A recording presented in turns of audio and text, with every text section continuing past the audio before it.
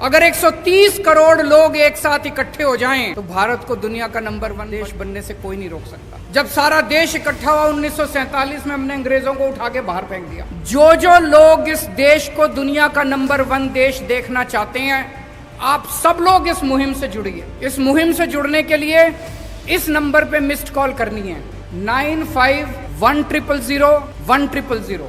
सारे सरकारी स्कूलों को शानदार बनाएंगे। दिल्ली में हमने सरकारी स्कूलों को ठीक किया, पूरे देश के अंदर भी ठीक कर सकते हैं। हम उसके लिए तैयार है। जो मदद हमसे चाहिए हम उसको करने के लिए तैयार है। मौजूदा सरकार ने लगभग 190 सरकारी स्कूल बंद कर दिए। कांग्रेस सरकार ने 500 स्कूल, 700 स्कूल बंद कर दिए इन दोनों सरकारों ने मिलकर पिछले कई सालों में। भारत पीछे क्यों रह गया? भारत आज दुनिया का नंबर 1 देश क्यों नहीं है? भारत अमीर देश क्यों नहीं है? भारत की बहुत बड़ी संख्या आज भी गरीब क्यों है? भारत के अंदर अभी भी हर बच्चे को अच्छी शिक्षा क्यों नहीं मिलती है? हमारे में किस चीज की कमी है? भारत के लोग दुनिया के सबसे इंटेलिजेंट लोग हैं। भगवान ने जब पृथ्वी की रचना की और इंसान बनाया, सबसे इंटेलिजेंट लोग भारत में भगवान ने पैदा किए। हमारे लोग जब दुनिया भर में जाते हैं, अमेरिका ले लो, लंदन ले लो, फ्रांस ले लो, दुनिया की कोई मल्टीनेशनल कंपनी उठा के देख लो, ऊपर आपको एक इंडियन बैठा मिलेगा नंबर 1 या नंबर 2 पोजीशन पे।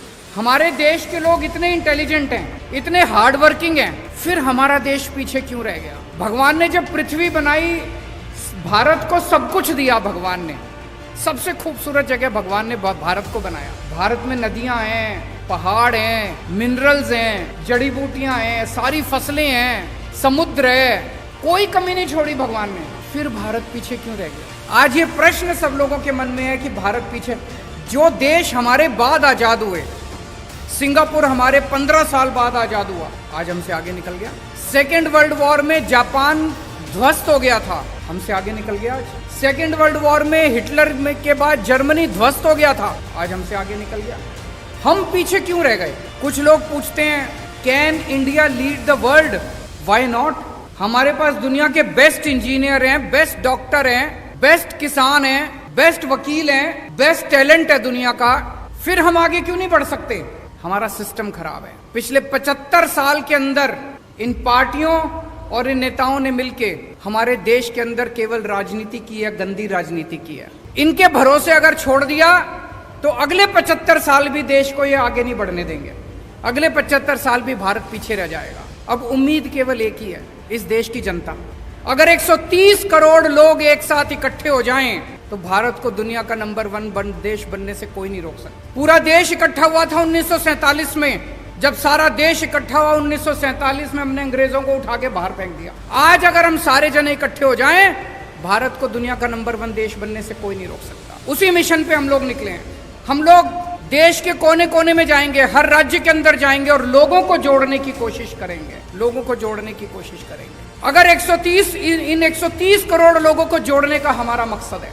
इसीलिए मेरी सभी लोगों से अपील है, चाहे आप बीजेपी के हो, चाहे आप कांग्रेस के हो, चाहे आप आम आदमी पार्टी के हो, चाहे आप इस पार्टी के हो, चाहे उस पार्टी के हो, पार्टीबाजी नहीं कर रहे हम लोग। हमारा मकसद है जनता को जोड़ना। जो लोग इस देश को दुनिया का नंबर 1 देश देखना चाहते हैं, आप सब लोग इस मुहिम से जुड़िए। इस मुहिम से जुड़ने के लिए इस नंबर पे मिस्ड कॉल करनी है 95100100। मैं दोबारा रिपीट कर दूं, 95100100। मुझे लगता है 1947 में हम लोगों से एक गलती हुई थी। जैसे ही देश आजाद हुआ, आजाद भारत को सबसे ज्यादा तवज्जो शिक्षा पे देनी चाहिए थी। 1947 में ही हमें मिशन मोड में, वॉर मोड में, हर गांव के अंदर, हर मोहल्ले के अंदर अच्छे सरकारी स्कूल, फ्री शिक्षा, शानदार शिक्षा का इंतजाम करना चाहिए। लेकिन दुख की बात यह है कि आजादी के वक्त भी नहीं किया और अब 75 साल के अंदर भी हमने शिक्षा के ऊपर उतनी तवज्जो नहीं दी। लेकिन अब और इंतजार नहीं कर सकता भारत। अब हमें वॉर मोड में पूरे देश के अंदर अच्छी और फ्री शिक्षा का इंतजाम करना है। मैंने आज ही चिट्ठी लिखी है प्रधानमंत्री जी को। प्रधानमंत्री जी ने अभी 5 सितंबर को ऐलान किया कि 14,500 स्कूलों को केंद्र सरकार पूरे देश में अपग्रेड करेगी, बहुत अच्छी बात है, हम बधाई देते हैं उनको। लेकिन देश में 10 लाख 10.5 लाख सरकारी स्कूल हैं।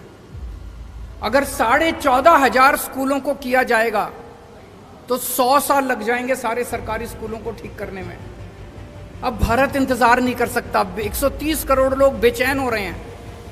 मेरा उनसे निवेदन है, मैंने आज ही चिट्ठी लिखी है प्रधानमंत्री जी को, कि सारी राज्य सरकारों को एक साथ लीजिए और वॉर मोड में, मिशन मोड में हम अपने 10 लाख सरकारी स्कूलों को 5 साल के अंदर ठीक करके दिखाएंगे।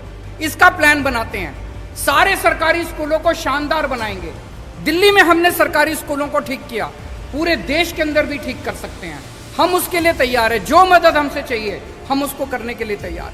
मौजूदा सरकार ने लगभग 190 सरकारी स्कूल बंद कर दिए। उसके पहले की केंद्र कांग्रेस सरकार ने 500 स्कूल, 700 स्कूल बंद कर दिए इन दोनों सरकारों ने मिलकर पिछले कुछ सालों में। तो ये सरकारी स्कूलों को बंद करने का जो सिस्टम पूरे देश के अंदर चल रहा है, ये बड़ा डेंजरस है, बहुत डेंजरस है। देश में 27 करोड़ बच्चे रोज स्कूल जाते हैं। इनमें से 18 करोड़ बच्चे सरकारी स्कूलों में जाते हैं। अगर हमने सरकारी स्कूल बंद करने चालू कर दिए, 18 करोड़ गरीब बच्चे कहां जाएंगे? क्या 18 करोड़ बच्चे अनपढ़ रह जाएंगे? अगर 18 करोड़ बच्चे हमारे अनपढ़ रह गए तो देश कैसे तरक्की करेगा? इन 18 करोड़ बच्चे जो 10 लाख सरकारी स्कूलों में पढ़ते हैं, इनके लिए हमें शानदार शिक्षा का इंतजाम करना है। जब तक वो नहीं होगा तब तक बातें बड़ी बड़ी हो सकती है, लेकिन देश आगे नहीं बढ़ सकेगा।